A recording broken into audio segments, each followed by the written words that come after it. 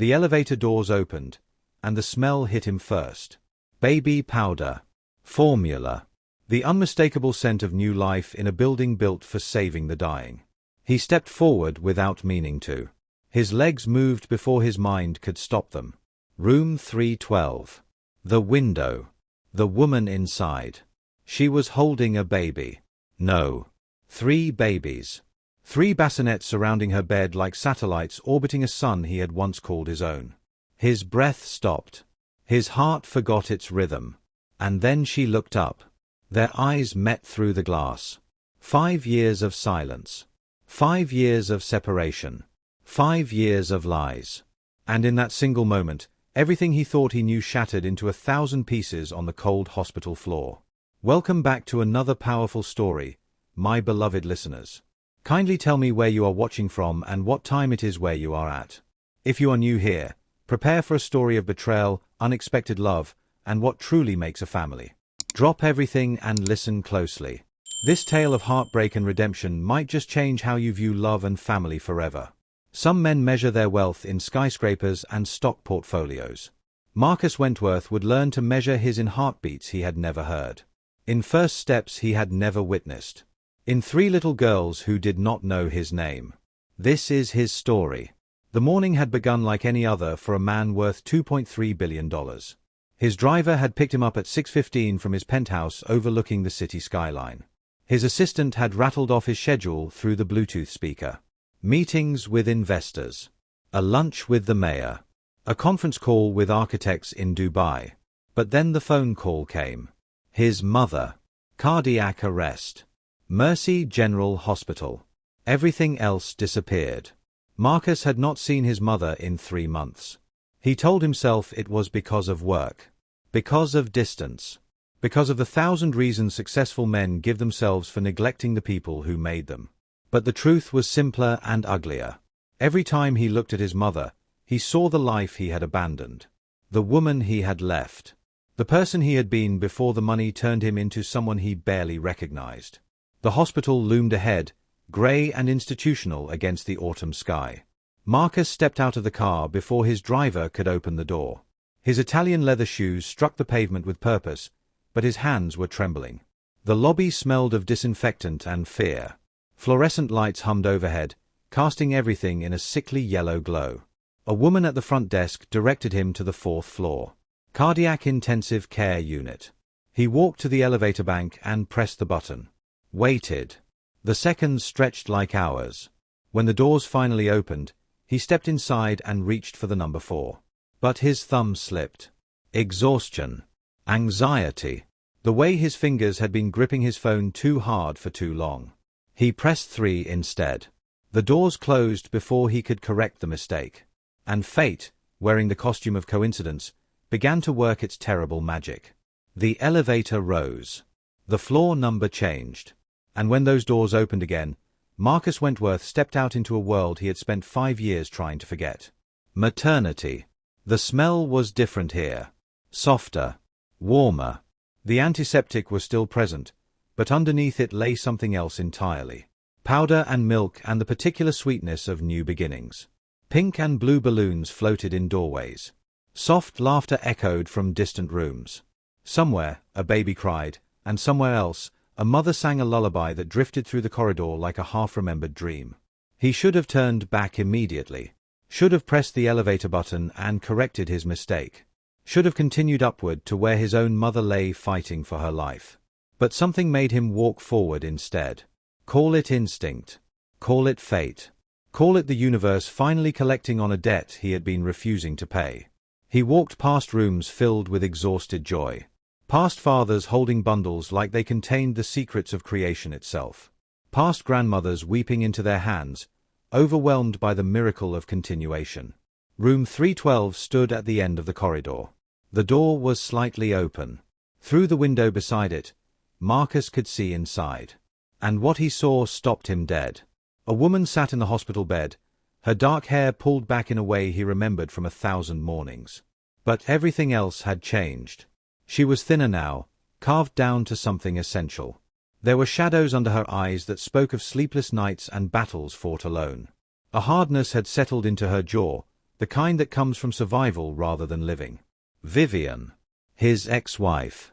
The woman he had left 5 years ago without looking back. But it was not her presence that stopped his heart. It was what surrounded her. 3 bassinets. 3 infants. 3 tiny humans wrapped in blankets of pink and white. As he watched, frozen in the doorway across the hall, she lifted each baby in turn. Kissed each forehead with a tenderness that stabbed him somewhere below his ribs. Held them against her chest like she was trying to press them into her very soul. Triplets. The word echoed in his mind like a gong. His legs stopped working. His breath caught in his throat. Time itself seemed to rebel against moving forward, because forward meant understanding, and understanding meant facing what he had done. A nurse walked past him, chart in hand, and Marcus pressed himself against the wall like a criminal hiding from the light. "Congratulations to the mother in 312, the nurse said to a colleague down the hall. 3 healthy girls after everything she went through. Miracle she and the babies all survived. Honestly. 3 girls. Marcus's mind raced backward through time. The divorce had been finalized 4 years ago. Before that, weeks of lawyers and paperwork. Before that, the night he had come home and destroyed everything with a confession he should have kept buried forever. The last time he had touched his wife had been the night before that destruction. When things were already broken, but neither of them knew it yet. He counted months. Counted days. Counted the terrible mathematics of creation and abandonment. The realization hit him like a physical blow. These were his daughters.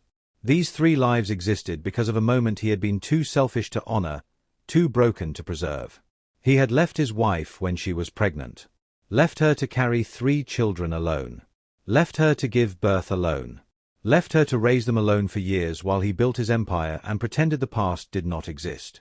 Vivian shifted in the bed, adjusting one of the babies in her arms. And Marcus's body made the decision his mind could not. He stepped back. Then back again. Then turned and walked quickly toward the elevator, his footsteps echoing on the linoleum like accusations. His hand shook so badly it took 3 tries to hit the button. The doors opened. He stepped inside. Pressed 4. And as the elevator rose, carrying him away from the truth and toward the dying, he leaned against the wall and tried to remember how to breathe. The cardiac unit greeted him with beeping monitors and the smell of mortality. It was a different kind of fear here. Older. More final. The maternity ward smelled like beginnings, but this floor smelled like endings. Room 408. His mother lay beneath white sheets, hooked to machines that breathed for her, that kept her heart beating in rhythm. She looked smaller than he had ever seen her. Fragile in a way that seemed impossible for the woman who had raised him alone, who had worked 3 jobs to keep food on the table, who had believed in him when no one else would. Eleanor Wentworth had survived poverty, abandonment, and the death of her husband when Marcus was just 12 years old. She had survived everything life had thrown at her. But she could not survive this. The doctors had said the surgery went well. 6 hours of work on her failing heart. They said she would recover if infection did not set in. They said a lot of things that sounded like hope but felt like waiting for the inevitable. Marcus collapsed into the chair beside her bed and put his head in his hands. "Mom," he whispered to her unhearing ears. "Mom, I found her. I found Vivian. And there are 3 babies. 3 daughters. They have to be mine. The timing, the age, everything. They are mine. And she never told me. And I do not know what to do." The monitors beeped their steady rhythm. Eleanor's chest rose and fell with the mechanical assistance of machines that did not care about his confession. "What do I do?" Marcus asked the silence. "How do I fix this?" A nurse came in to check vitals, smiled sympathetically at what she must have assumed was a devoted son, and left. The clock on the wall said 8:15. The sun was setting through the window, painting everything in shades of orange and gold. The colors of endings. Marcus sat there as the light died and darkness crept into the room. His phone buzzed 17 times. Messages from people who thought they mattered, who wanted pieces of him for reasons that felt distant and meaningless now. He ignored them all. At some point, he walked to the window and looked down at the parking lot. Somewhere in this building, Vivian was learning how to be a mother to 3 children. Somewhere above or below or beside him, his 3 daughters were learning how to breathe. Learning how to cry. Learning how to exist in a world where their father did not even know their names. He pressed his forehead against the cold glass and closed his eyes. The glass fogged with his breath, cleared, fogged again. Breathing seemed like such a simple thing until you thought about it too hard. Until you realized how much could go wrong with each inhale, each exhale. How much could be lost in the space between one breath and the next. A different nurse stood in the doorway. Visiting hours end in 30 minutes. Marcus nodded without turning around. Is there someone we can call for you? You look like you could use some support. No, Marcus said. His voice sounded hollow even to his own ears. There is no one. The nurse hesitated, then left. He heard her soft shoes squeaking away down the corridor. Heard the distant crying of an infant from somewhere in the building. Heard his own heart beating too fast in his chest. He returned to his mother's bedside and sat down heavily. Took her hand in his. It felt papery and cold despite the warmth of the room. I do not know what to do, he said again. I do not know if I have the right to do anything. I destroyed her, Mom. I looked at the woman who gave me everything and decided she was not enough. What kind of man does that? Eleanor's face remained slack, peaceful. The machines answered for her. Beep, beep, beep. The mathematics of a heart trying to remember its purpose. Marcus stayed until security came to clear the floor. He walked out of the hospital into the parking lot, found his car, and sat in the driver's seat with the door open. The hospital glowed behind him, windows lit up like a vertical city. Somewhere in those lights, Vivian was feeding babies, changing them, learning their cries and what each one meant. Doing everything alone because he had made sure she had no choice. He sat there for 6 hours. The parking lot emptied around him. The night shift arrived. The lights in some windows went dark while others blazed to life. The emergency entrance saw its parade of ambulances and panic and love arriving too late or just in time. Marcus sat in his car and could not make himself leave. Could not make himself stay. Could not make himself do anything but breathe and remember and calculate the exact weight of his failures. Dawn started breaking somewhere to the east. The sky went from black to grey to that particular shade of blue that promises either hope or just another day, depending on what you are looking for. He finally closed his car door, put his key in the ignition. His hands were shaking so badly he dropped the keys twice before managing to start the engine. He drove out of the parking lot and onto streets that were just beginning to wake up. Past coffee shops opening their doors and joggers starting their routines and newspaper delivery trucks making their rounds. Through a city that was continuing like nothing had changed, when everything had changed. Marcus Wentworth had 3 daughters whose first breaths he had never witnessed. 3 daughters he had no right to claim. 3 daughters who existed because of him and despite him in equal measure. He drove home to his empty penthouse and stood in the shower until the water ran cold, trying to wash away knowledge that would not leave. He stood dripping on expensive tile in an expensive bathroom in an expensive apartment that meant absolutely nothing. His phone sat on the marble counter, silent now. He picked it up and opened the browser. Typed Mercy General Hospital Maternity Ward into the search bar. His finger hovered over the call button. He did not press it. Instead, he set the phone down, walked to his bedroom, and lay on top of the covers, fully dressed. Stared at the ceiling. Watched the sun rise through his floor-to-ceiling windows and paint his failures in shades of gold. Somewhere across the city, Vivian held 3 babies and did not know he knew. Did not know he had seen her. Did not know he was lying here, trying to figure out how to deserve even one moment of their lives. The sun climbed higher. The day began. Marcus did not move. His phone buzzed one more time. A reminder about something he was supposed to do. Someone he was supposed to meet. Some obligation that belonged to a version of him that no longer existed. He closed his eyes and saw 3 bassinets. Saw Vivian's face as she kissed 3 foreheads. Saw the entire future he had destroyed before it even began. He did not sleep. Sleep required peace or exhaustion, and he had neither. Only the grinding loop of memory playing behind his eyes like a film he could not turn off. He returned to the hospital before 7 the next morning. His mother was still unconscious. Still breathing through machines that did the work her body had forgotten how to do. The surgeon had said recovery would take days. Said she was stable. Said all the things doctors say when they cannot promise anything but do not want to steal hope entirely. Marcus pulled the chair close to his mother's bed. The morning light filtered through the blinds, casting stripes across her blankets. I need to tell you something, he said to her closed eyes. I need to say it out loud, because if I do not, I think it will kill me. The machines beeped their steady response. Outside the window, the city went about its business, unaware and uncaring. Do you remember when I first brought Vivian home? Marcus's voice cracked on her name. You opened the door, and she was so nervous she could not stop talking. Told you about her grandmother who raised her.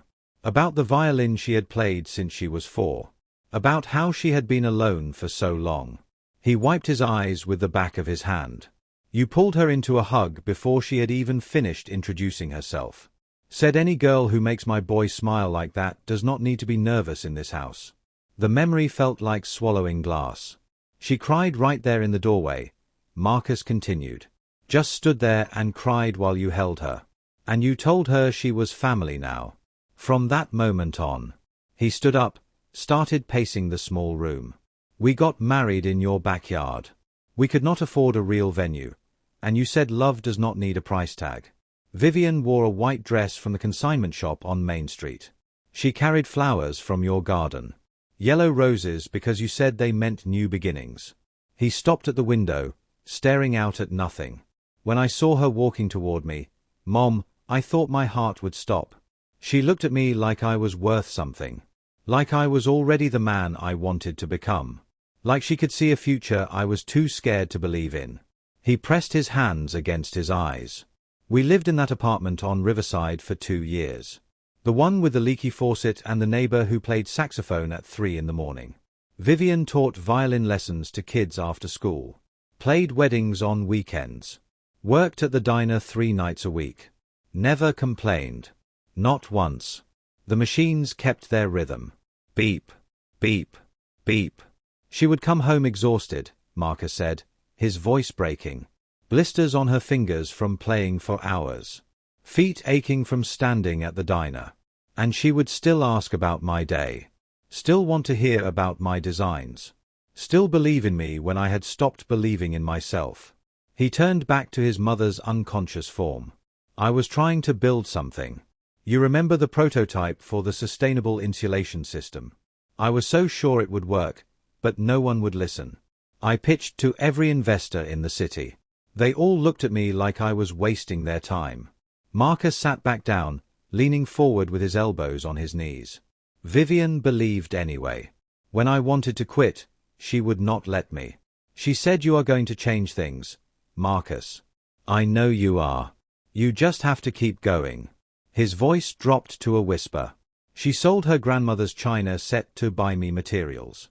The only thing she had left from the woman who raised her. She sold it without telling me. I found out months later when I went looking for it to surprise her with a special dinner. He laughed bitterly. She ate rice and canned vegetables so I could have protein. Gave me her portion when she thought I was not paying attention. Sacrificed everything while I chased this dream that everyone said was impossible. Marcus stood again, walked to the window again, back to the chair again. He could not stay still. And then it worked, he said. The prototype tested perfectly. I got funding from an investor who had actually listened. And then everything exploded. Suddenly I was in meetings with manufacturers. Going to galas and dinners. Shaking hands with people who a year ago would not have given me the time of day. He sank into the chair. And Vivian was still Vivian. Still teaching kids. Still wearing thrift store clothes. Still coming home tired while I was out drinking champagne with people whose names I could not remember. The city below looked cold and grey through the window. People started making comments. Marcus said quietly. Your wife did not come to the dinner last night. Vivian seems uncomfortable at these events. Is she feeling all right? She did not seem to know what to say to the investors. Little things. Small things. But they added up. He turned back to his mother. I started seeing her through different eyes. Mom. Through their eyes. And instead of being angry at them for looking down on her, I was embarrassed by her. Embarrassed by the woman who had given me everything. His voice broke completely. There was a conference in New York. Big deal. Important people. I got seated at a dinner next to a venture capitalist who wanted to hear about expansion opportunities. And afterward, we went to the hotel bar to continue talking. He stopped. Swallowed hard. There was a woman there. I do not even remember her name. Mom. Beautiful. Sophisticated. Dressed in clothes that cost more than Vivian and I used to spend on groceries in a year. She looked at me like I was already the man I was pretending to be. The confession hung in the air like smoke. I slept with her. Betrayed everything Vivian and I had built together. And the worst part? I felt powerful doing it. Like I was finally the kind of man who could have affairs and expensive suits and a life that did not smell like thrift stores and sacrifice. He put his head in his hands. I came home and told her. I do not know why. Maybe I wanted her to leave me so I would not have to be the villain. Maybe I just wanted to hurt her because I had already hurt myself. I walked into our apartment and I said, Vivian, I slept with someone else, and I think we should get a divorce. He was crying now. Just like that. Cold. Clinical. Like I was delivering a business report. And do you know what she did? She just looked at me. Did not cry. Did not scream. Did not throw anything or call me names. Just looked at me for a long time with those eyes that used to make me feel like the luckiest man in the world. He wiped his face. And then she nodded. And she said okay. That was it. One word. Okay. Like I had asked her to pass the salt instead of asking her to destroy our entire life together. The machines kept their steady count. The sun climbed higher in the sky. She moved out that week, Marcus whispered. The divorce papers came through soon after. She signed everything. Did not fight for anything. Did not ask for money or property or any of the things she had a right to claim. Just signed her name and left. He lifted his head, stared at his mother's peaceful face. I thought I would feel free. I had convinced myself that she was holding me back. That I needed someone who matched the man I was becoming instead of the man I had been. But all I felt was empty. Like I had taken everything good in my life and set it on fire just to watch it burn. He laid his head on the edge of her bed. And now I know, he said, his voice barely audible. She was pregnant when I did that to her. Carrying our daughters when I said I wanted a divorce. Growing 3 lives inside her body while I was destroying the life we had built together. He closed his eyes. What do I do, Mom? How do I fix this? How do I fix any of this? Eleanor did not answer. The machines answered instead. Beep. Beep. Beep. Marcus stayed until a nurse came to check vitals. Walked out into the hallway in a daze. Found himself at the information desk before he realized where his feet were taking him. Maternity ward, he said. His voice sounded like it belonged to someone else. There was a woman admitted recently. Vivian Cross. She had triplets. 3 girls. The volunteer behind the desk smiled warmly. Oh, yes. Room 312. She checked out this morning, actually. Around 6. Such a beautiful family. Marcus gripped the edge of the desk so hard his knuckles went white. Do you know where she went? I am sorry, the volunteer said. I cannot give out that information. Are you family? Russell opened his mouth. Closed it. No, he said finally. I am nobody. He walked away without looking back. Found himself standing outside the hospital, staring at the parking lot like it might give him answers. Somewhere in this city, Vivian was taking 3 babies to a home he had never seen. Somewhere out there, his daughters were learning about a world that did not include him. He got in his car and drove. No destination, just movement. Because staying still meant thinking, and thinking meant drowning in everything he had done wrong. He ended up at their old apartment building on Riverside. The one with the leaky faucet and the saxophone-playing neighbor. It looked the same. Still shabby. Still home to people scraping by on dreams and determination. He sat across the street and stared at the 3rd-floor window where they had lived.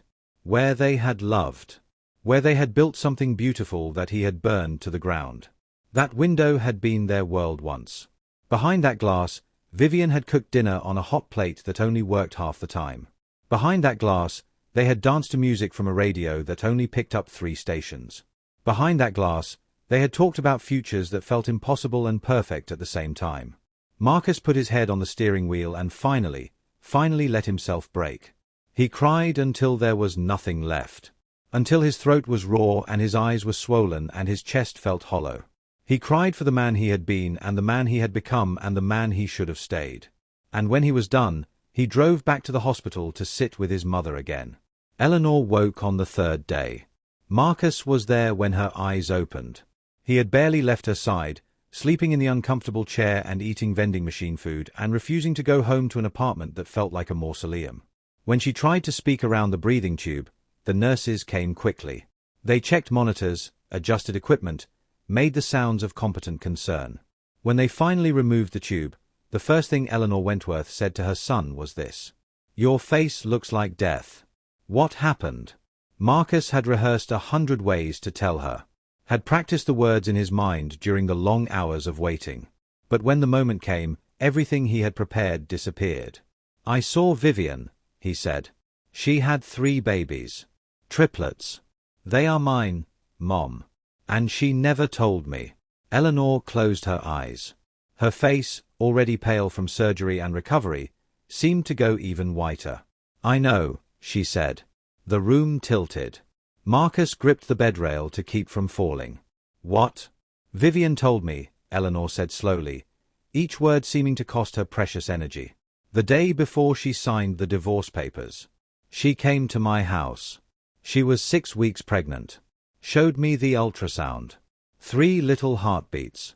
Marcus could not breathe, could not think, could only stare at the woman who had raised him and wonder how many lies had been built into the foundation of his life. "Why did you not tell me?" "Because she begged me not to," Eleanor said simply. "She looked so broken standing in my doorway. Said she had thought about it for weeks. About whether to tell you or not. About what kind of life those babies would have if you stayed out of obligation instead of love."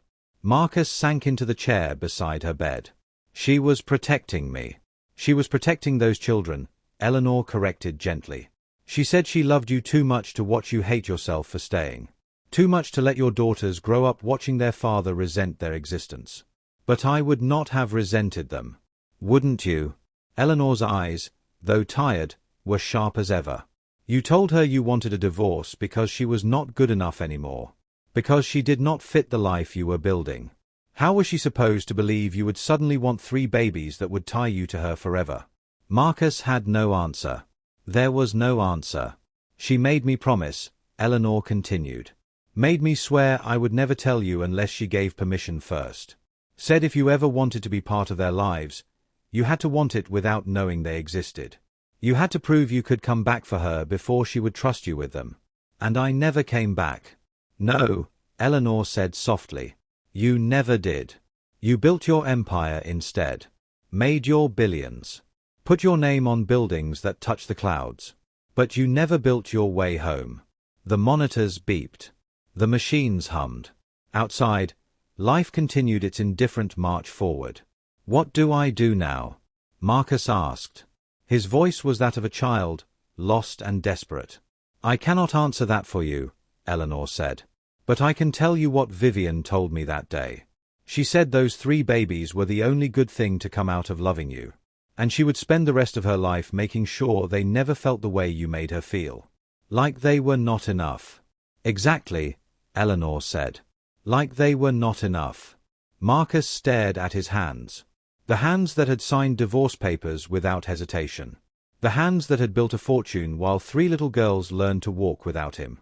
"I need to see her," he said. "I need to explain."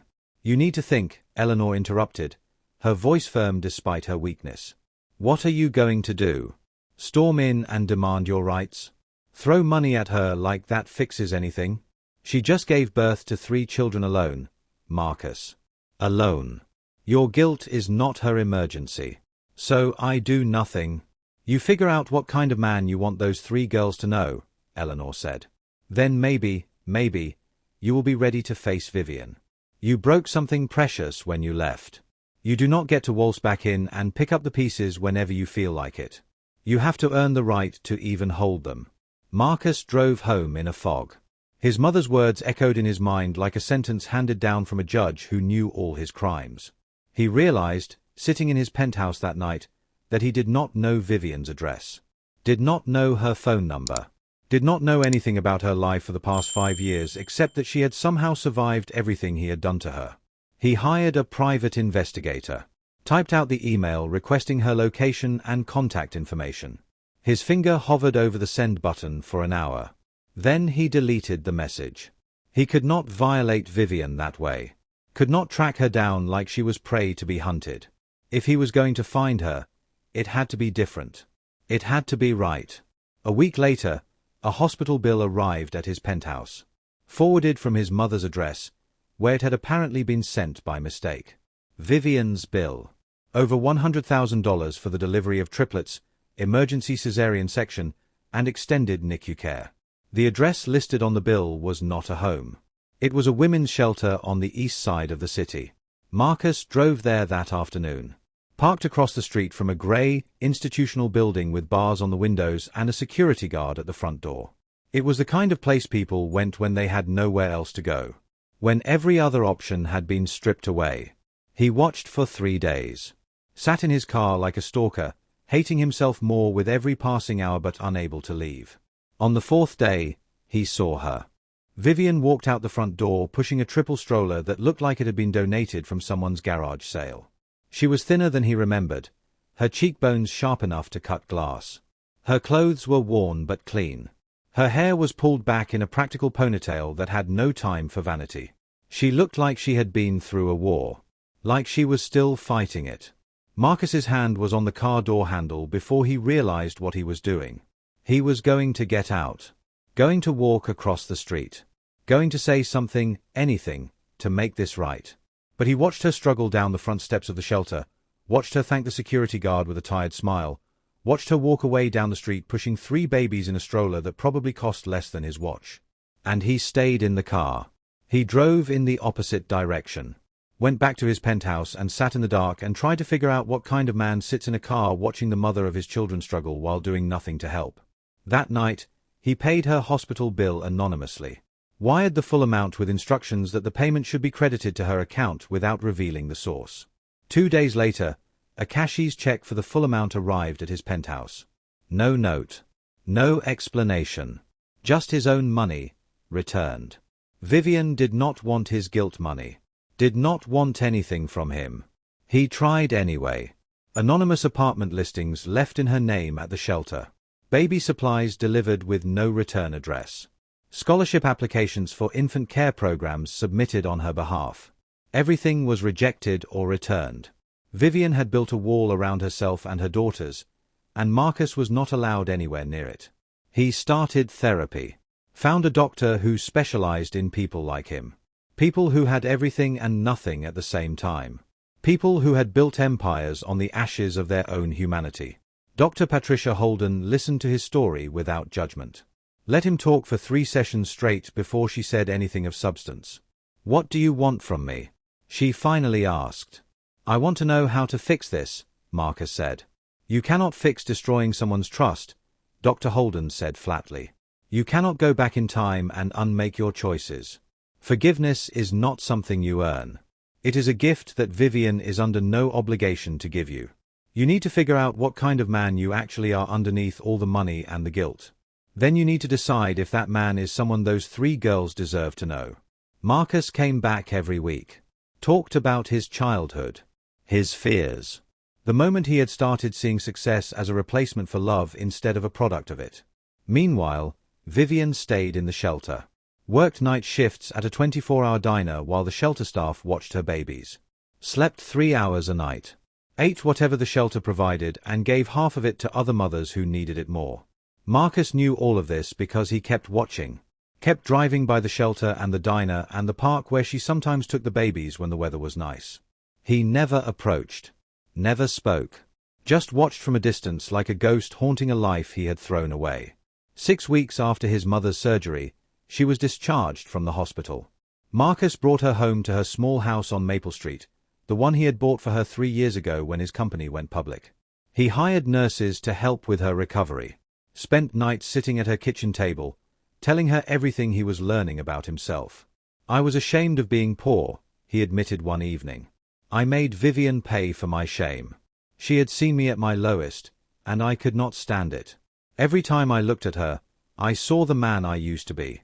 The man who could not afford to take her to nice restaurants. The man who borrowed money from her grandmother's China fund without asking. I wanted to be someone new, and she was a reminder that I used to be someone small. Eleanor sipped her tea and looked at him with eyes that had seen too much. Maybe it is too late for you and Vivian, she said. But those 3 babies deserve a father. Not the one you were, but the one you could become. How do I become that? How do I become someone worth knowing?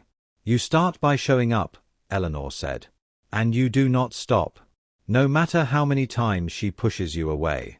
No matter how much it hurts. You show up and you prove that you have changed. 2 days later, Marcus woke to the sound of machines screaming. He had fallen asleep in his childhood bedroom at his mother's house, and the noise came from down the hall. Second massive heart attack. He rode in the ambulance, holding her hand, begging her to stay. The paramedics worked frantically, their faces grim and professional. Eleanor Wentworth died at 4:17 in the morning. Quiet and peaceful, surrounded by machines that could not save her and a son who had finally learned what it meant to lose everything. Marcus sat in the hospital waiting room for hours after they pronounced her dead. He sat there until the sun came up, until the morning shift arrived, until a nurse gently told him he needed to leave so they could prepare the room. He walked out into a world that looked exactly the same as it had the day before. Same buildings. Same streets. Same people rushing to jobs and meetings and lives that continued whether Eleanor Wentworth was in them or not. The funeral was scheduled for Saturday. Marcus spent the days in between making arrangements. Choosing flowers his mother would have liked. Writing an obituary that captured nothing of who she really was. Calling relatives who had not spoken to her in years. And sending one final message through the shelter's intake system. An invitation to the funeral. For Vivian Cross and any family members who wished to attend. He did not expect a response. Expected her to throw the invitation away without reading it. Expected her hatred to be stronger than any obligation she felt to the woman who had been more of a mother to her than anyone else. But on Thursday evening, his phone buzzed with a text from an unknown number. I will be there for Eleanor. Not for you. Marcus read those words 17 times before he was able to put the phone down. She was coming. And everything that happened next would either destroy him completely or give him the smallest chance at redemption. The funeral home stood grey against a greyer sky. Marcus had arrived at 8 in the morning, though the service did not begin until 10:30. He spent 2 hours arranging and rearranging chairs, checking flower placements, adjusting the programs he had printed at 3 in the morning because sleep had become a stranger. Anything to avoid thinking about what would happen when Vivian walked through those doors. At exactly 10 o'clock, the front entrance opened. She walked in alone. No babies. No stroller. No friends or family to buffer the space between them. She wore a black dress that looked borrowed and shoes that had seen too many miles. Her hair was pulled back severely, her face composed into something that revealed nothing. She walked directly to the closed casket without looking at Marcus. Stood there for a long moment, her hand pressed against the polished wood. Then she reached into her purse and pulled something out. A violin bow. Old and worn, the horsehair frayed at the edges. She placed it gently on top of the casket, her hand lingering there for a moment. Eleanor bought me my first professional bow, Vivian said. Her voice was quiet but steady. She did not turn around, but Marcus knew she was speaking to him. I was 16. Living with my grandmother in that apartment above the music store. I had been playing on a student bow for years, saving pennies for something better. Your mother walked in one day, heard me practicing, and bought this bow right there. $800. Just handed it to the shop owner and said this girl cannot make music like that with inadequate tools. She finally turned to face him. Her eyes were dry but devastated. That bow carried me through every important performance of my life. My conservatory audition. My first professional orchestra tryout. Our wedding. Marcus's throat closed around the words he wanted to say. I came because I loved your mother, Vivian continued. She was the only mother I ever had after my grandmother died. She was kind to me when I had no one. And when you destroyed our marriage, she did not stop loving me. Even when she probably should have to make things easier on you. She walked past him toward the door. The babies are with a friend from the shelter. I need to get back before the afternoon feeding. I cannot stay for the service. Please, Marcus said. His voice came out broken and desperate. Just please wait. Vivian stopped. Did not turn around. For what? So you can apologize again? So you can explain why you are suddenly interested in being a father? I do not have time for your guilt, Marcus. I have 3 infants who need me every 2 hours. I have a job that barely pays for formula. I have exactly 0 energy for whatever this is. I paid your hospital bill, Marcus said. The words came out all wrong, desperate and clumsy. I have been trying to help. The apartment listings, the baby supplies, all of it. I have been trying. Vivian laughed. Actually laughed. It was the worst sound Marcus had ever heard. I know, she said. I sent it all back. Did you really think I would not know? That you could just throw money at this and make yourself feel better? I was trying to help. You were trying to buy absolution. She finally turned to face him, and her eyes were fire.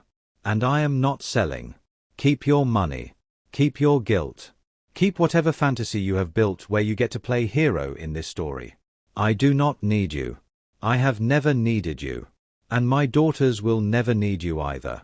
She started walking again. Marcus followed her into the parking lot. The morning sun was too bright, too cheerful for this conversation. They are mine, are they not? The babies. They are my daughters. Vivian stopped beside a car that looked older than the decade. Dented and rusted and held together by hope. Biologically, yes, she said without turning around. In any way that matters, no. I have rights. Rights? Vivian's voice went sharp as a blade. You want to talk about rights? You have the right to DNA. That is it. You were not there when I found out I was pregnant. You were not there when I worked until I collapsed because I had no choice. You were not there when I spent 8 weeks on bed rest in a hospital alone, praying they would survive. You were not there when they cut them out of me and I nearly bled to death on that table. You were not there for their first breaths. Their first cries. Any of their firsts. She turned to face him fully, and he saw something in her eyes he had never seen before. Something that looked like the wreckage of everything she had ever believed about love. So do not stand there and talk to me about rights. You gave up your rights when you walked out that door. When you chose a woman whose name you cannot even remember over everything we built together. When you looked at me like I was a mistake you needed to erase. I did not know you were pregnant. You did not know because I did not tell you, Vivian said. And I did not tell you because you had made it very clear that I was an embarrassment. That our marriage was something you needed to escape from. That the life we built was something to be ashamed of. She took a breath, steadying herself. So I made a choice. I chose to protect my daughters from growing up watching their father resent their existence. From feeling like they were obligations instead of gifts. From knowing that the only reason their parents stayed together was because of them. Marcus felt like he was drowning in the parking lot of his mother's funeral. I would not have resented them. Yes, you would have, Vivian said flatly.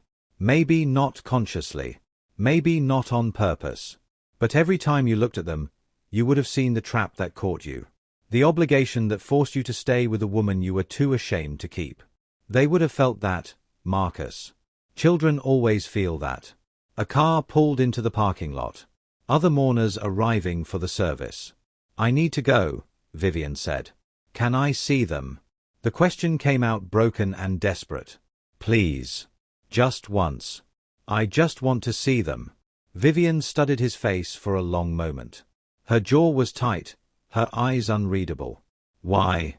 She asked finally. So you can tell yourself you tried? So you can check a box that says you attempted to be a father? Because they are my daughters, Marcus said. And I know I have no right to them. I know I destroyed everything. But they exist, Vivian. They are real. And I need to see them. I need to know they are okay. They are fine, Vivian said coldly. They have a mother who would die for them. That is more than enough. She opened her car door, then paused. Your mother made me promise something, she said quietly. Before she went into surgery. She called me. Asked me to come see her. Made me promise that if anything happened to her, I would give you a chance. Marcus's heart stopped.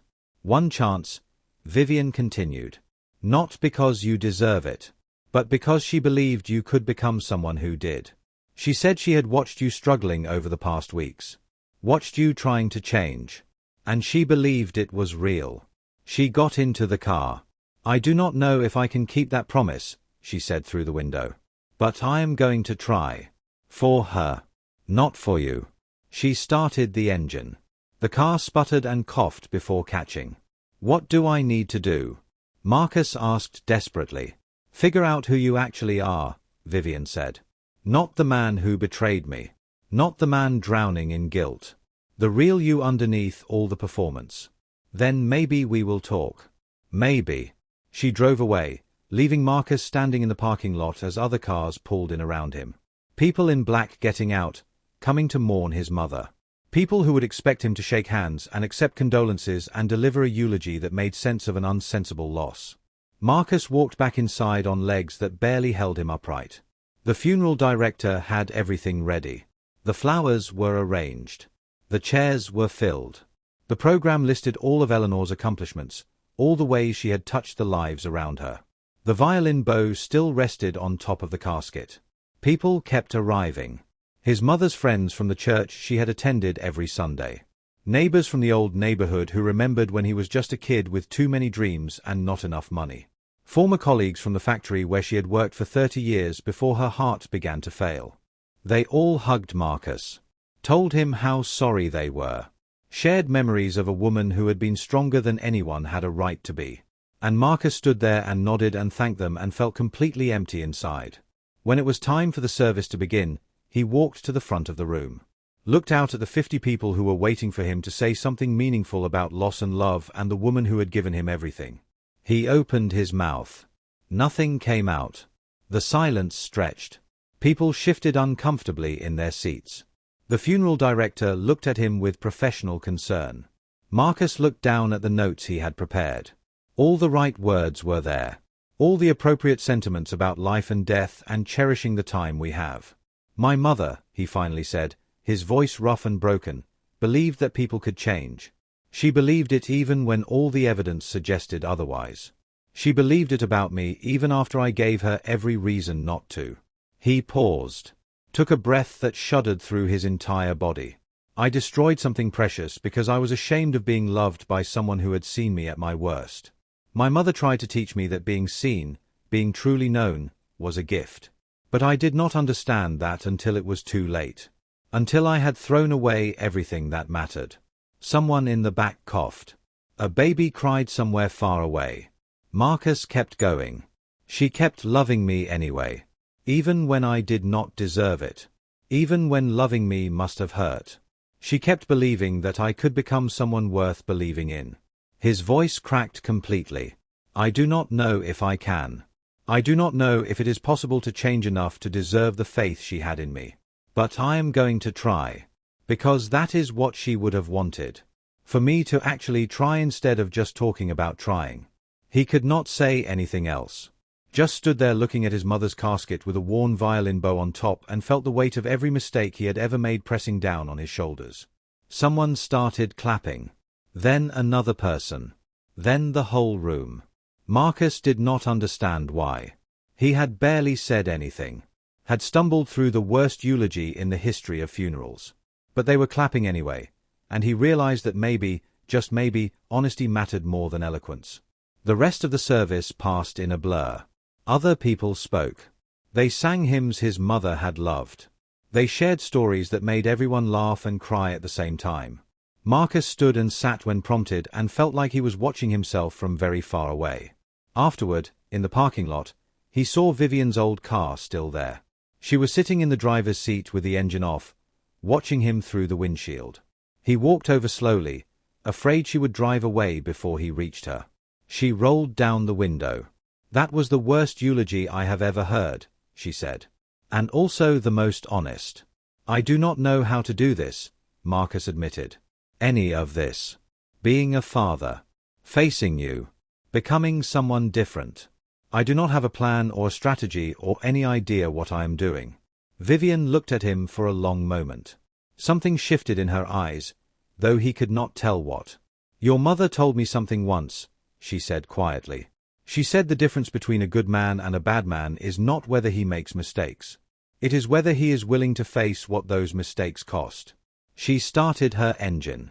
The car coughed and sputtered before catching. You want a chance? Fine. One chance. But it is on my terms. You do not get to decide how this goes. You do not get to show up with money or grand gestures or explanations. You show up when I say. You do what I say. You accept whatever I am willing to give you. And if you disappoint me even once, if you miss even once, you are done. Forever. Marcus nodded, not trusting himself to speak. Come to my address Saturday morning. 10 o'clock sharp. Not 9:59. Not 10:01. 10 exactly.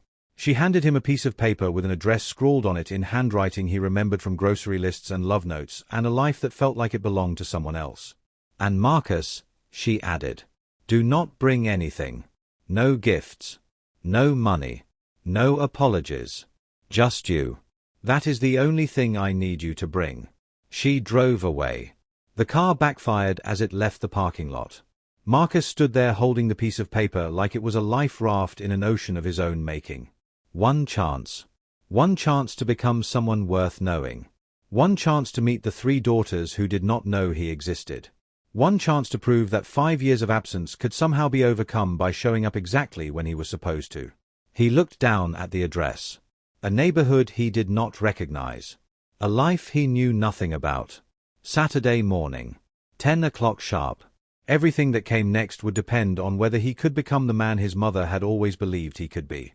And as he walked to his car, Marcus Wentworth realized that for the first time in his life, all the money in the world could not help him. This was a test that only his heart could pass. Marcus spent the week in a state of sustained panic that no amount of money could cure. He bought every book about infants he could find. Watched hundreds of videos about holding babies, feeding them, changing diapers.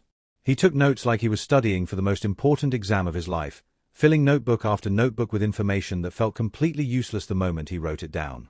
His therapist watched him spiral with something between concern and amusement. You know, this is not a test you can study for, Dr. Holden said during their Friday session. Right?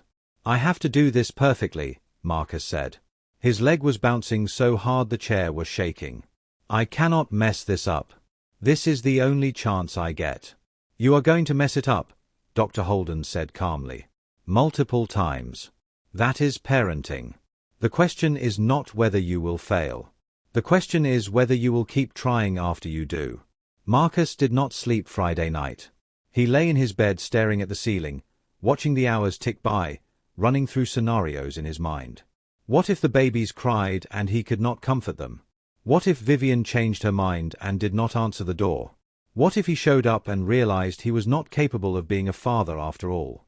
The alarm went off at 6 in the morning. He had been awake for hours already. Saturday morning arrived like a judgment day wrapped in autumn sunlight. Marcus stood in front of his closet for 45 minutes trying to decide what to wear. Everything he owned screamed money. Designer labels and tailored fits and the kind of casual that cost more than most people's rent. He finally settled on jeans and a plain shirt. No watch. No jewelry. Nothing that would remind Vivian of the man he had become at the expense of the man he should have been. The address led him to a neighborhood he did not recognize. Buildings that needed paint and prayers. Cars that ran on hope and desperation. Streets where children played on cracked sidewalks and elderly women sat on stoops watching the world pass by.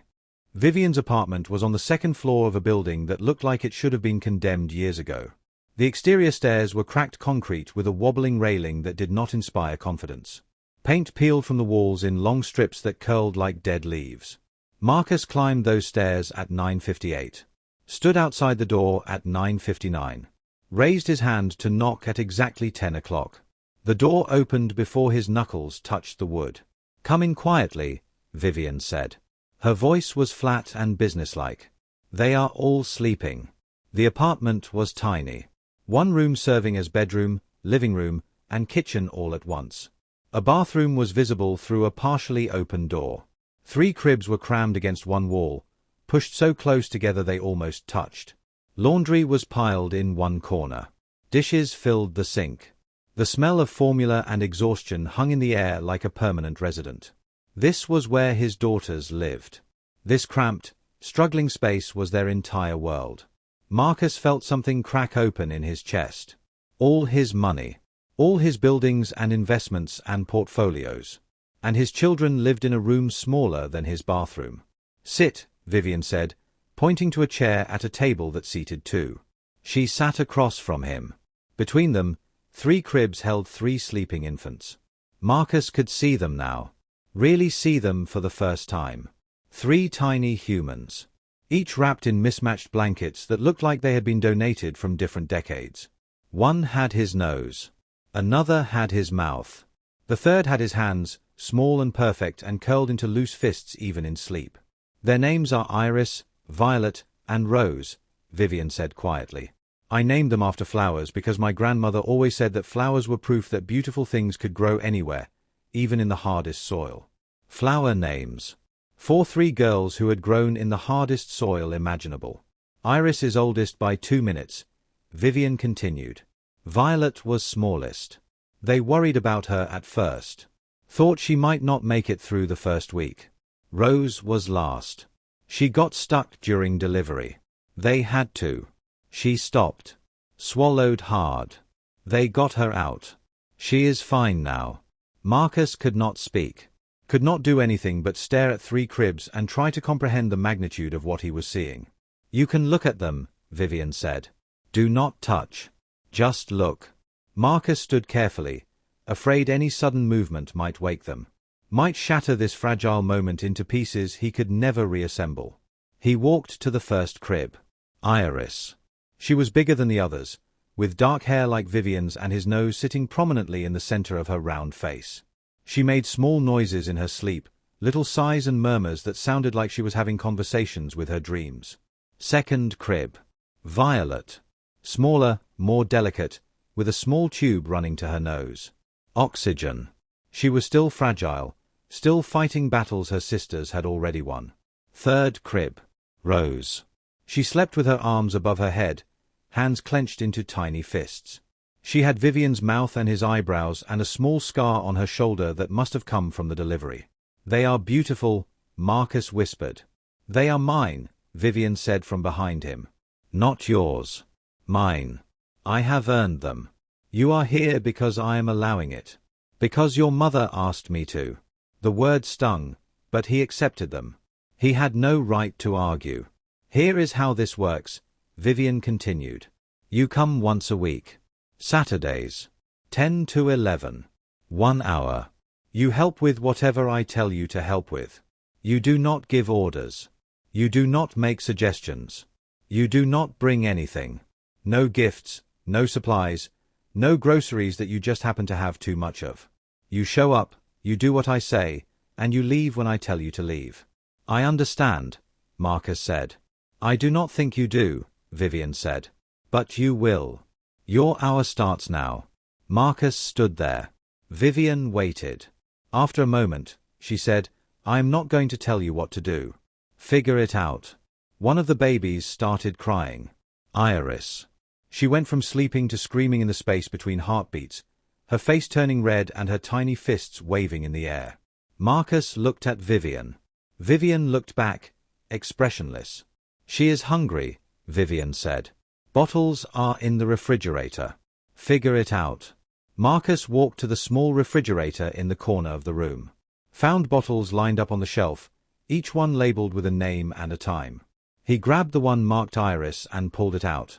It was cold. Ice cold. "Do I warm it?" he asked. "Do you think babies drink cold milk?" Marcus found a pot on the counter. Filled it with water from the tap. Set it on the ancient hot plate that served as a stove. Put the bottle in the water. Iris screamed louder. The water heated slowly. Too slowly. Marcus tested the bottle against his wrist the way the videos had shown him. Still cold. He waited. Tested again. Still cold. Iris was going hoarse now, her screams turning into ragged cries that tore at something deep inside him. Finally, the bottle was warm enough. Marcus rushed to the crib, picked up Iris the way he had practiced with a pillow at home. Tried to give her the bottle. She turned away. Screamed louder. He tried again, adjusting his grip, tilting the bottle differently. She knocked it from his hand with one flailing arm. It fell to the floor, milk spilling across the worn linoleum. "Clean that up," Vivian said. "There is another bottle in the refrigerator." Marcus put Iris back in the crib, where she continued screaming. He cleaned up the spilled milk with paper towels. Got another bottle. Started heating it again. His hands were shaking. Iris's cries had woken Violet. Now there were two babies screaming, their voices combining into a symphony of his failures. The second bottle took forever. The water would not heat fast enough. Both babies were screaming. The sound filled the small apartment, bounced off the walls, pressed against his skull like a physical force. Finally, the bottle was ready. Marcus picked up Iris again, positioned her differently than before, offered the bottle at a better angle. She took it. Finally. The relief that flooded through him was almost overwhelming. He watched her drink, watched her tiny throat working as she swallowed, watched her eyes close in contentment. "She is eating too fast," Vivian said from her chair. "You have to burp her halfway through or she will spit up." Marcus had no idea how to do that. He had watched videos, but watching and doing were entirely different things. He pulled the bottle away. Tried to shift Iris to his shoulder. She started screaming again. He patted her back the way the videos showed. She made a choking sound. Spit up a stream of milk down his back. Then she started screaming even louder. The bottle fell from his hand again. Now Violet's crying had woken Rose. 3 babies screaming. Marcus standing in the middle of the tiny apartment, covered in spit up, holding a howling infant with absolutely no idea what to do next. "Your hour is almost up," Vivian said. She stood. Crossed the room. Took Iris from his arms. Within seconds, the baby calmed. Vivian repositioned her, offered the bottle at an angle Marcus had not even known existed, and Iris began eating peacefully. No choking. No spitting up. Just quiet, contented feeding. Then Vivian did the same with Violet. Then Rose. 3 babies, all fed and content within 15 minutes. Marcus stood in the middle of the apartment, covered in formula and failure, watching Vivian do in minutes what he had spent an hour trying and failing to accomplish. "Your hour is up," Vivian said without looking at him. "Leave." Marcus walked to the door. Turned back one last time. "Vivian." "Save it," she interrupted. "See you next Saturday. 10 sharp." He left. Walked down the crumbling stairs to his car. Sat in the driver's seat and put his head on the steering wheel. He had failed. Completely, totally, utterly failed. 1 hour. 1 feeding. Complete disaster. But she had said see you next Saturday. Another chance. He drove home and immediately started researching. Bought a realistic baby doll from a parenting store. Practiced holding it for hours, adjusting angles, working on his grip. Watched more videos. Took more notes. He was going to do better. He had to do better. Week 2 arrived with the same anxiety and the same determination. Marcus knocked at exactly 10. Vivian opened the door with the same flat expression. "Come in." Same apartment. Same cribs. Same tiny humans. Vivian sat at the table, watching him with eyes that gave nothing away. "Your hour starts now." This time, Marcus waited. All 3 babies were awake but quiet, looking up at the ceiling with a fascination that only infants can have for mundane things. "Can I hold one?" he asked. "If you think you can manage it." Marcus approached the crib slowly. Picked up Rose, the smallest of the 3. Supported her head properly. Held her against his chest the way he had practiced 100 times with the doll. She was so light. So fragile. So completely dependent on his ability to not mess this up. She looked up at him with dark eyes that had not yet learned to judge. Made a small noise that sounded almost like curiosity. "Talk to her," Vivian said. "Babies need to hear voices. It helps their development." Marcus cleared his throat. Hi, Rose. I am. He stopped. Started again. I am Marcus. I am sorry I have not been here. But I am here now. And I am going to try to be better. Rose blinked up at him. Then spit up all over his shirt. Marcus froze, horrified. She has reflux, Vivian said. It happens sometimes. Clean yourself up. Bathroom is through there. Marcus set Rose down carefully, went to the bathroom, cleaned up as best he could. Changed her clothes the way the videos had showed him, fumbling through it but managing. When he came back, his hour was not even half over and he was already exhausted. Try feeding Violet, Vivian said. He went through the process again. Heating the bottle. Picking her up. Positioning her. This time, he got the angle slightly better. She ate more slowly, more carefully than Iris had. He remembered to burp her halfway through. She still spit up, but less. Much less. Better, Vivian said when he was done. Not good. But better. It was not praise. Not really. But it was not criticism either. When his hour ended, Marcus left feeling marginally less defeated than the week before. Week 3. Week 4. Week 5. Each Saturday, Marcus got slightly better. He figured out that Iris needed to be held tighter than her sisters. That Violet liked to be fed slowly with lots of pauses. That Rose preferred being changed on the left side of the table because the light was better there. Vivian never praised him.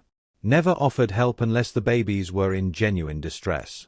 Just watched him figure things out through trial and error and counted down the minutes until his time was up. But she kept saying see you next Saturday. And that was enough. Week 8 arrived with something different. Marcus knocked at 10. Vivian opened the door, but she looked worse than usual. Her face was pale. Her hands were trembling slightly. The shadows under her eyes had deepened into something that looked almost dangerous. Are you okay? He asked.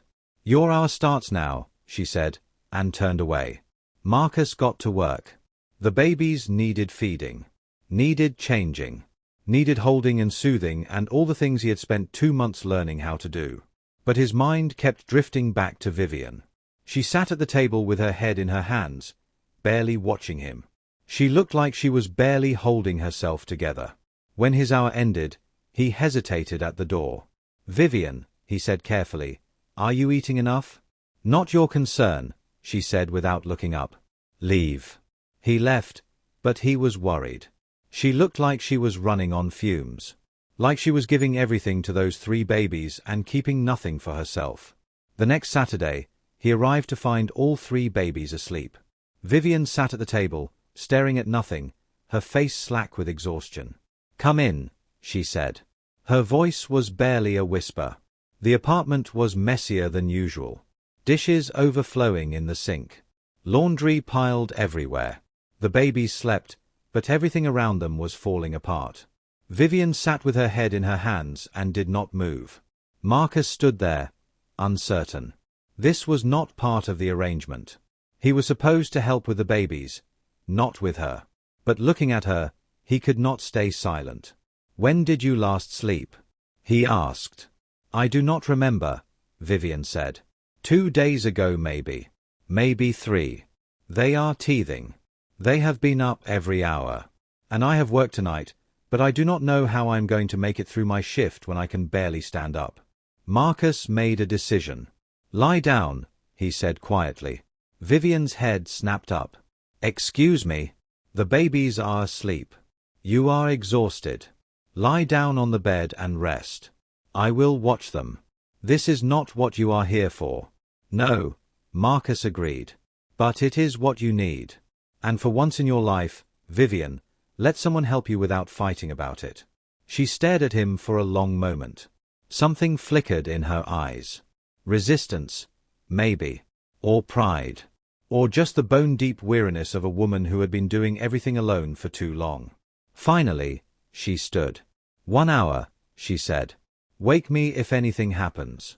She walked to the bed, lay down on top of the covers, and was asleep within seconds. Marcus sat on the floor between the 3 cribs and watched his daughters sleep. Listened to their breathing. counted the rise and fall of their tiny chests.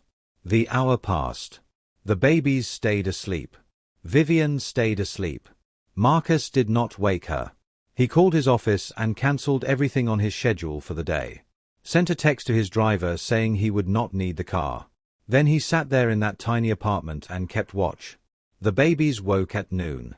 He fed them all, one at a time, managing the bottles and the burping and the inevitable spit-up with something approaching competence.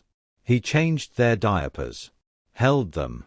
Talked to them in the quiet voice he had learned they liked. Vivian slept through all of it. At 2 in the afternoon, she finally stirred.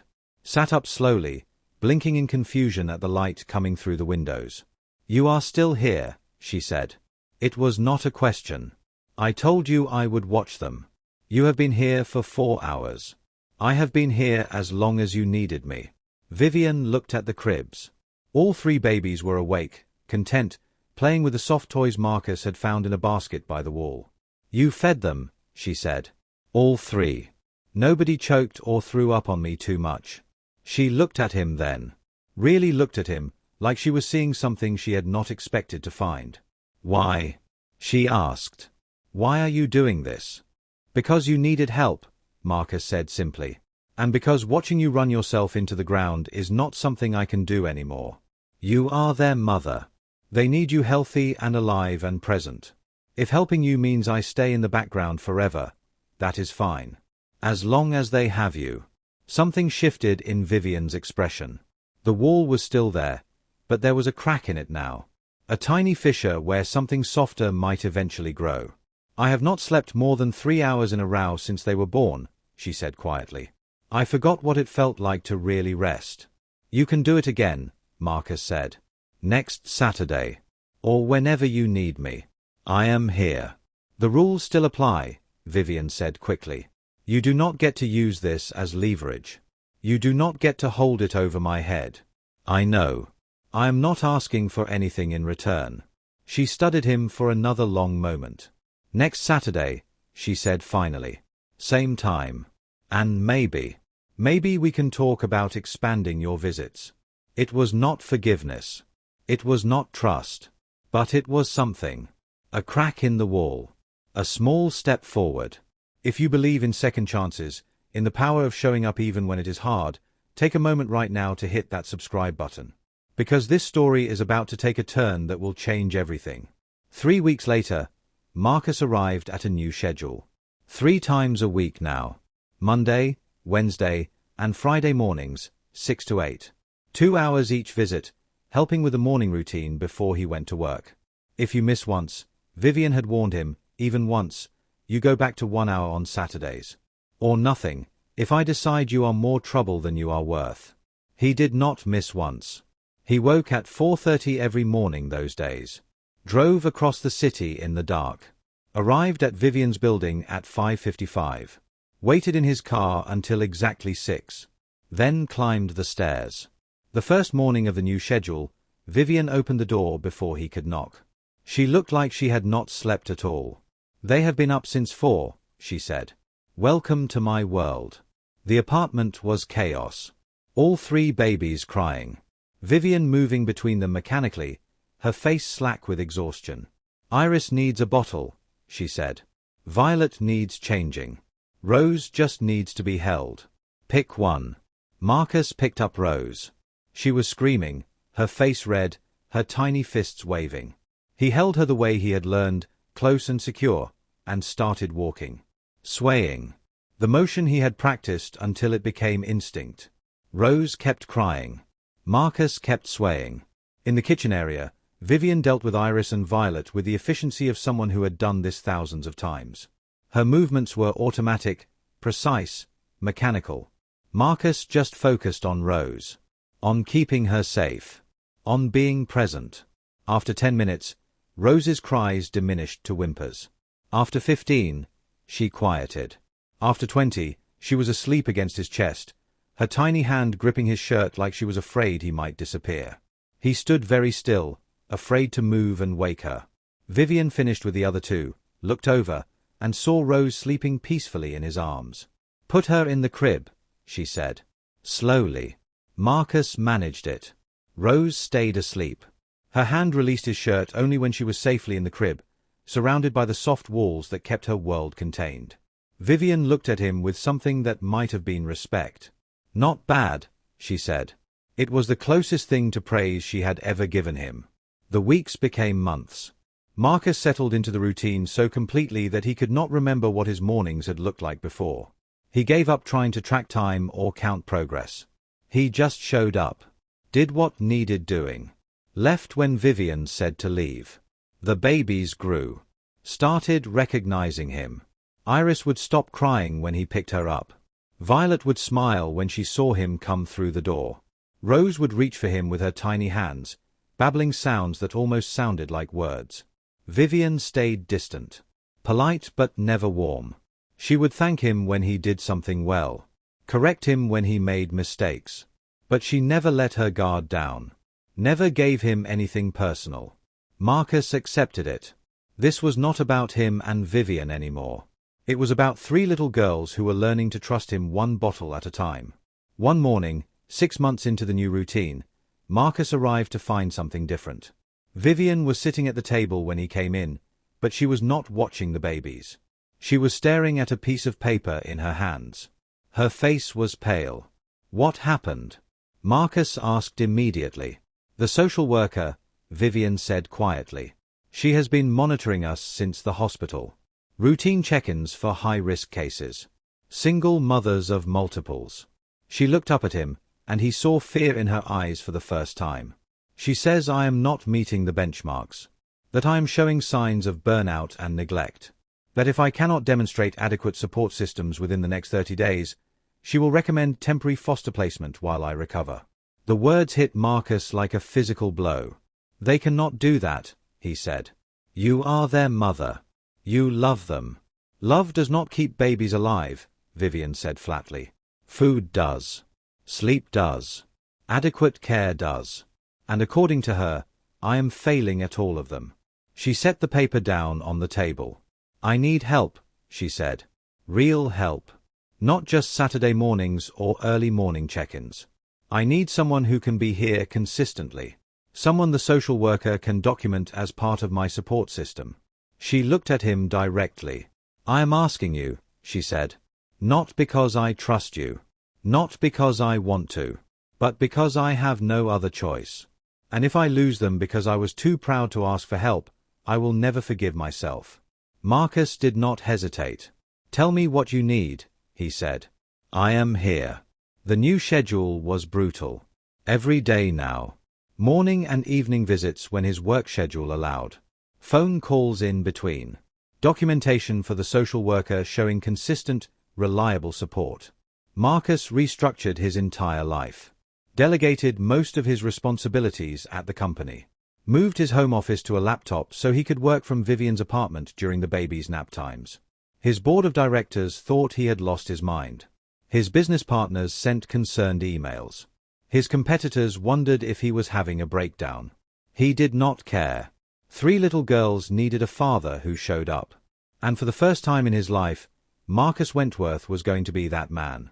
The social worker came back 2 weeks later. Found Marcus on the floor with all 3 babies, building towers out of soft blocks while Vivian got an actual full night of sleep in the bedroom. "You are the father," the social worker said. It was not a question. "Biologically, yes," Marcus said carefully. "In terms of custody and legal rights, that is up to Vivian." The social worker made notes. Observed the babies. Checked their development milestones. Asked questions about feeding schedules and medical appointments and all the things that proved a child was being cared for properly. When she left, she told Vivian she was satisfied with the improvement. The case would remain open for monitoring, but immediate placement was no longer being recommended. That night, after the babies were asleep, Vivian sat across from Marcus at the tiny table. "She is closing the case," she said. "Because of you." "She is closing the case because you are a good mother who needed help," Marcus said. "I just happened to be the help that was available." Vivian was quiet for a long moment. When the social worker asked if you were reliable, she said slowly, "I told her you had not missed a single morning in 6 months. That you had never been late. That the babies were comfortable with you." She looked up at him. I told her you had been dependable, she said. Constant. Real. I am trying, Marcus said. I know, Vivian said. And it is strange. Because the man I married never had to try. He just was. He was good and kind and true without effort. She paused. But you have to work at it. I can see you working at being the person they need. And somehow that makes it more valuable. Because you are choosing it every day. Marcus did not know what to say. I'm not saying I forgive you, Vivian continued. I'm not saying we can be what we were. But maybe we can figure out what we are now. What are we now?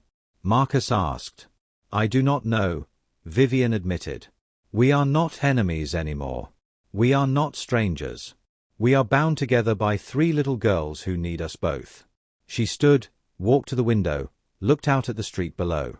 The girls asked me something yesterday, she said. Iris specifically. She is starting to understand more than I expected. What did she ask? She asked if you were going to live here, Vivian said.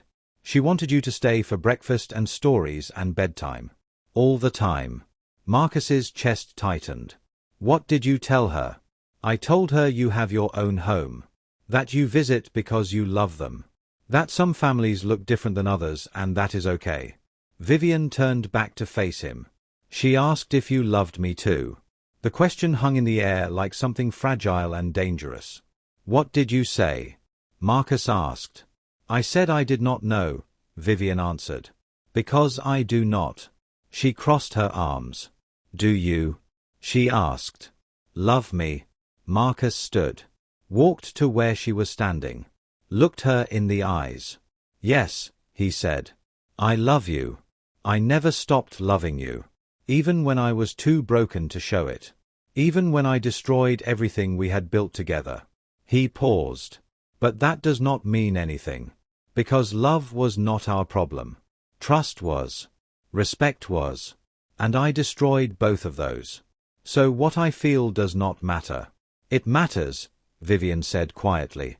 It might not change anything. But it matters. She looked at him for a long moment. I feel confused, she said finally. I feel angry sometimes at how easy it would be to fall back into loving you.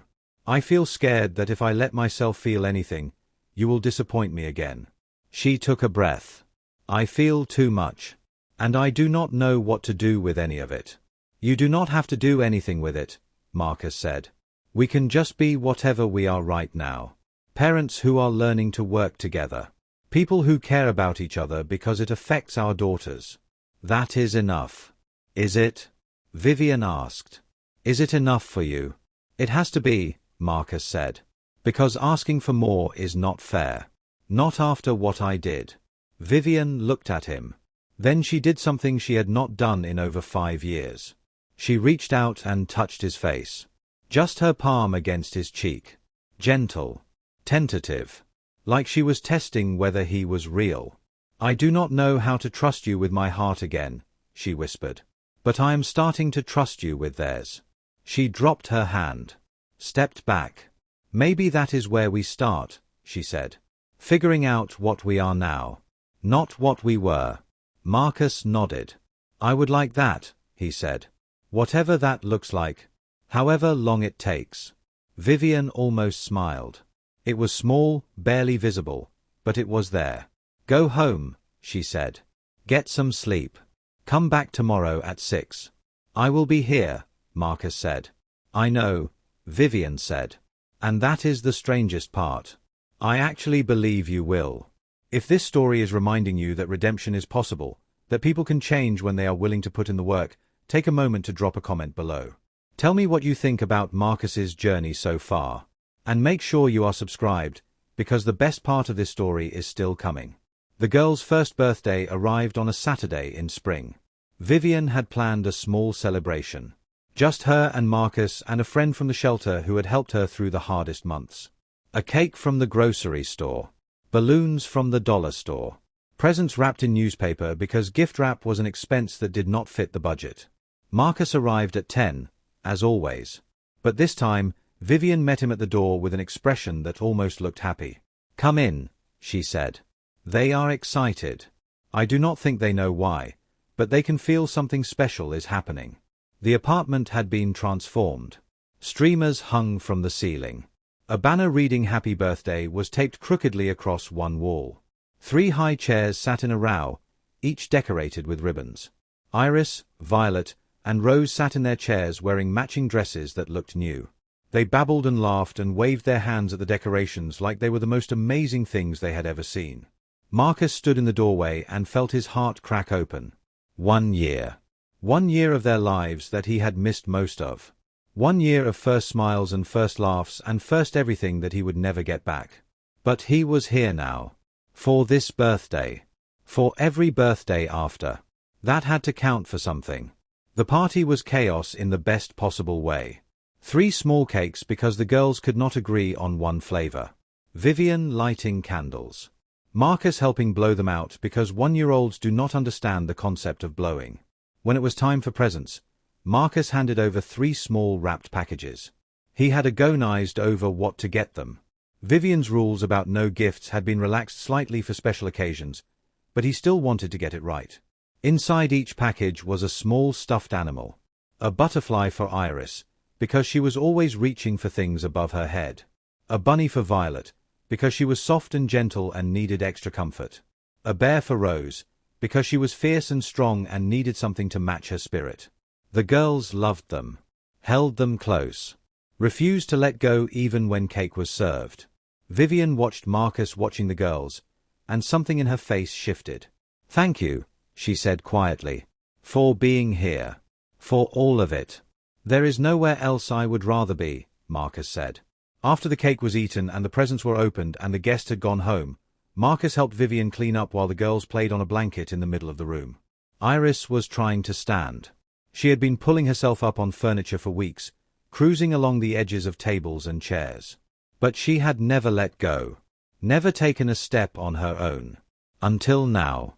She grabbed the edge of the coffee table, pulled herself up, looked directly at Marcus. And then she let go. 1 step. Wobbling. Then another. Then a third. She walked directly into his arms. Marcus caught her, laughing with shock and joy. Looked up at Vivian to share the moment. Vivian was frozen. Her face was unreadable. But there was pain in her eyes. A flash of something that looked like grief. Her first steps. Iris's first steps had been to him. Not to her mother, who had been there every day since the beginning. To him. The father who had shown up late to everything. Vivian excused herself. Went to the bathroom. Came back with her face composed but distant. The party wrapped up quickly after that. Marcus helped with the final cleanup, then headed for the door. Vivian walked him out. They stood in the hallway, the sounds of the babies playing filtering through the thin walls. "I am sorry," Marcus said, "that her first steps were to me. I know that must have hurt." "Do not apologize for things you did not control," Vivian said quietly. "Still," Marcus said, "I am sorry." Vivian leaned against the wall. "Do you know what the worst part is?" she asked. "I am glad she feels comfortable enough with you to do that. I am glad she is bonding with you." She looked away. "And I hate that I am glad. I hate that my daughters are learning to love the man who destroyed me." "I am not that man anymore," Marcus said. "Are you not?" Vivian asked. "How do I know? How do I trust that you will not wake up one day and decide this is too hard? That you will not meet someone new and decide we are an inconvenience? That you will not repeat history?" "You cannot know," Marcus admitted. "I cannot prove a future that has not happened yet. All I can do is keep showing up. Keep being here. Keep being someone you can rely on." "I do not want to rely on you," Vivian said. Her voice cracked. "I do not want my daughters to rely on you. I do not want any of this." She wiped her eyes. "I want to go back to when it was just me and them.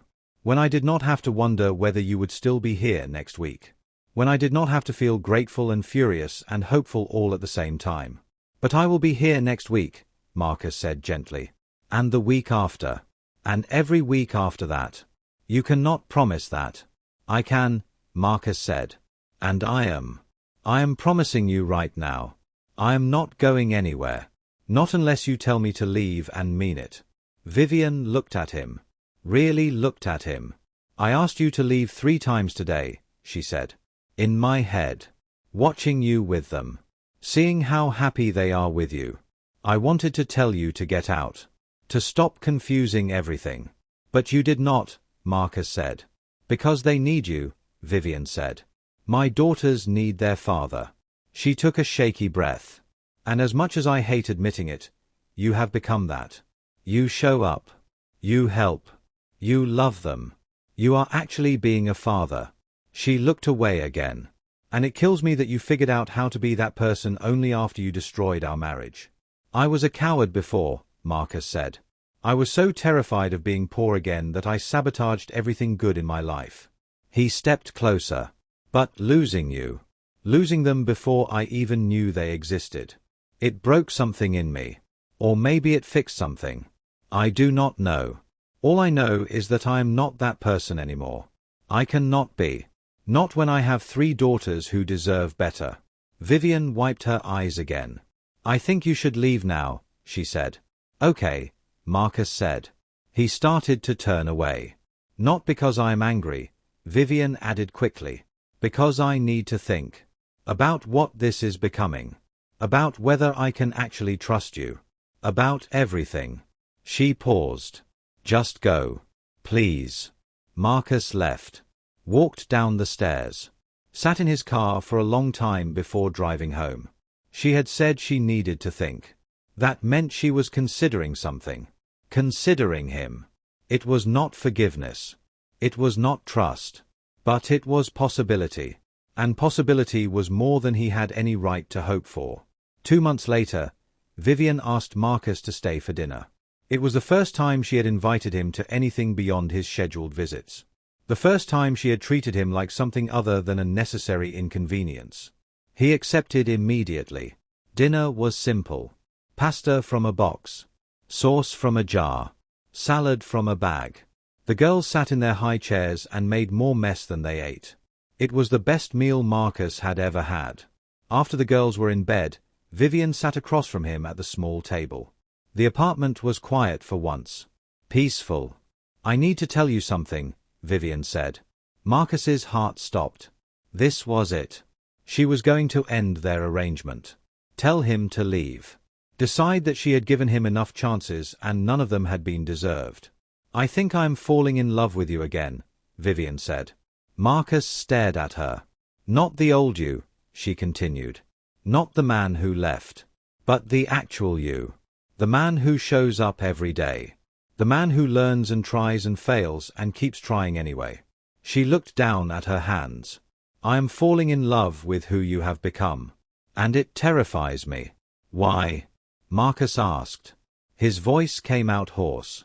Because what if this is real? Vivian asked. What if you really have changed?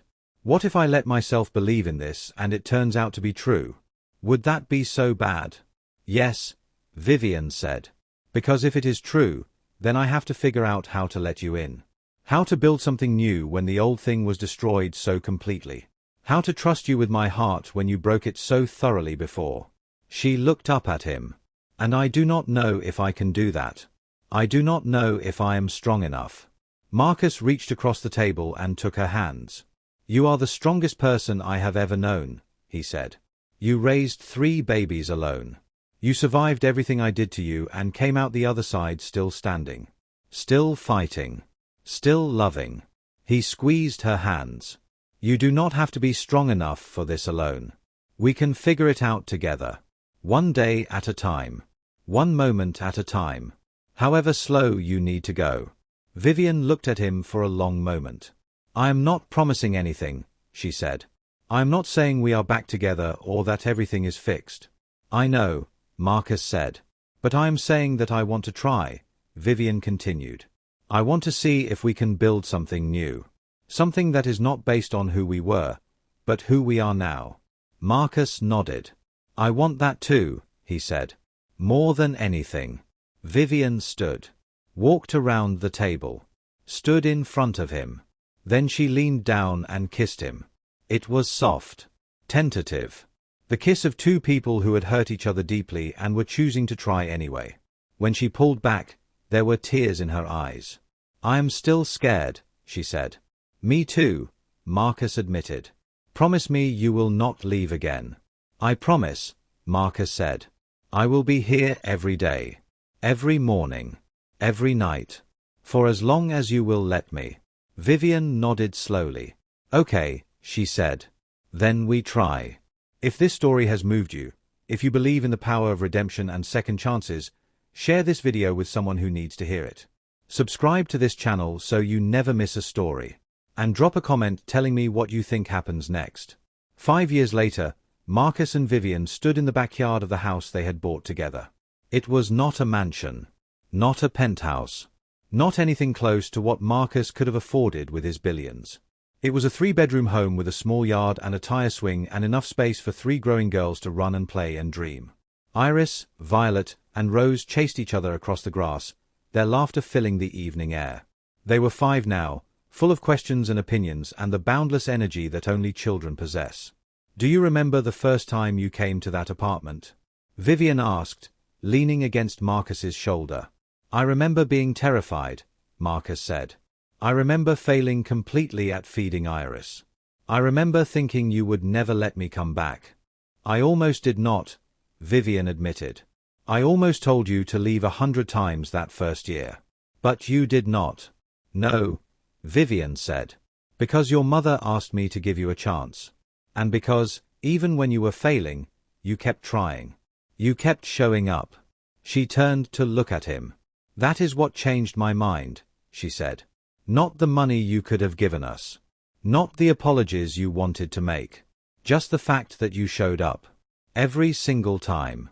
No matter how hard I made it." Marcus put his arm around her.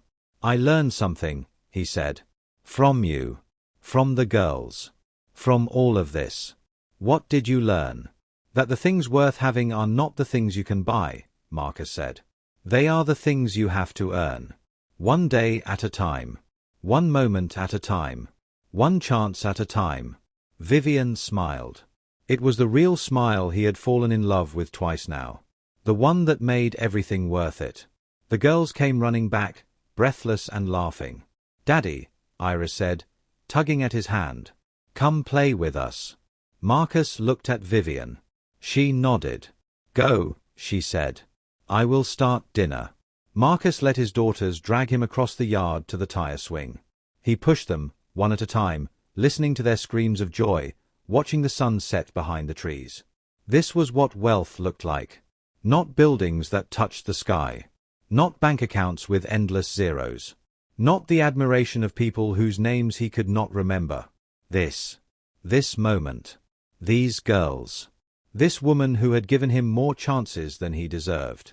This was everything. Later that night, after the girls were in bed and the house was quiet, Vivian found Marcus standing at the window, looking out at the yard. "What are you thinking about?" she asked. "I'm thinking about how close I came to missing all of this," Marcus said. "How easily I could have stayed in that parking lot the night I found out about them. How easily I could have given up when you kept pushing me away. But you did not," Vivian said. "No," Marcus agreed. "Because my mother told me to show up. And to keep showing up. No matter what." Vivian wrapped her arms around him from behind. "Eleanor would be proud of you," she said. "Of who you have become." "I hope so," Marcus said. "I hope wherever she is, she can see this. Can see them. Can see what her faith in me helped build." "She can," Vivian said. "I am sure of it." They stood there together, looking out at the darkness that surrounded their small home. At the yard where their daughters played. At the life they had built from the ashes of everything Marcus had destroyed. It had taken years. It had taken patience and persistence and the willingness to fail and try again. But they had made it. And now, standing in the home they had created together, Marcus Wentworth finally understood what his mother had tried to teach him all those years ago. The measure of a man is not what he builds. It is not how high he climbs or how much he accumulates. The measure of a man is whether he shows up. Whether he stays. Whether he earns the love he is given instead of taking it for granted. Marcus had failed that measure once. had failed it spectacularly and completely. But he had been given a second chance. A chance he did not deserve but had been granted anyway. And he had spent every day since then proving he was worthy of it. The next morning, Marcus woke to 3 small bodies jumping on the bed. "Wake up, Daddy," Iris shouted. "Wake up, wake up, wake up. It is Saturday," Violet added. "You promised pancakes." "With chocolate chips," Rose clarified, as if there were any other acceptable option. Marcus looked at Vivian, who was already awake and smiling at the chaos. "You heard them," she said. "Pancakes with chocolate chips. Get moving." He got up, went to the kitchen, made pancakes that were slightly burnt on the edges and perfect in the middle. The girls ate them like they were the most delicious things ever created. Vivian drank her coffee and watched Marcus wipe syrup off 3 small faces. "This is what I wanted," she said quietly. "When I was alone in that shelter, barely able to keep going, I would dream about mornings like this. I never thought they would actually happen. They are happening," Marcus said. "Every day. For the rest of our lives." Vivian smiled. "I love you," she said. "I do not think I have said that enough lately. But I love you. The man you are now. The father you have become." "I love you too," Marcus said. "I always have. Even when I was too broken to show it." The girls finished their pancakes and ran off to play, leaving Marcus and Vivian alone at the table. "Do you have any regrets?" Vivian asked. Marcus thought about the question. "I regret every moment I was not there," he said. "Every first I missed. Every night you spent alone. Every time you needed help and I was not there to give it." He paused. "But I do not regret the path that brought me here. Because this is where I was meant to be. With you. With them. In this house that is too small and too ordinary and absolutely perfect." Vivian reached across the table and took his hand. "We made it," she said. "We did," Marcus agreed. "Against all odds. Despite everything. We made it." They sat there together, holding hands across a table covered in breakfast crumbs and chocolate chip smears. 2 people who had broken each other. Who had lost each other. Who had found their way back through years of patience and persistence and the stubborn refusal to give up. Their story was not a fairy tale. It did not have a perfect beginning or an easy middle. It was messy and painful and full of moments when everything could have fallen apart. But it had a beautiful ending. And sometimes, that is enough. Some men measure their wealth in buildings that touch the sky. Marcus Wentworth learned to measure his in heartbeats he had almost never heard. In first steps that almost went unwitnessed. In 3 little girls who called him Daddy. In a woman who had given him more chances than he deserved. That was his fortune. That was his legacy. That was everything that mattered. And he would spend the rest of his life being grateful for every single moment of it. The end. Thank you for staying with me through this entire journey. If this story touched your heart, if it reminded you that redemption is possible for anyone willing to put in the work, then please share it with someone who needs to hear that message today. Subscribe to this channel for more powerful stories of love, loss, and second chances. Drop a comment below telling me what part of Marcus and Vivian's story resonated with you most. And remember, no matter what mistakes you have made, it is never too late to start showing up. It is never too late to become the person you were meant to be. Until next time, my beloved listeners, take care of each other.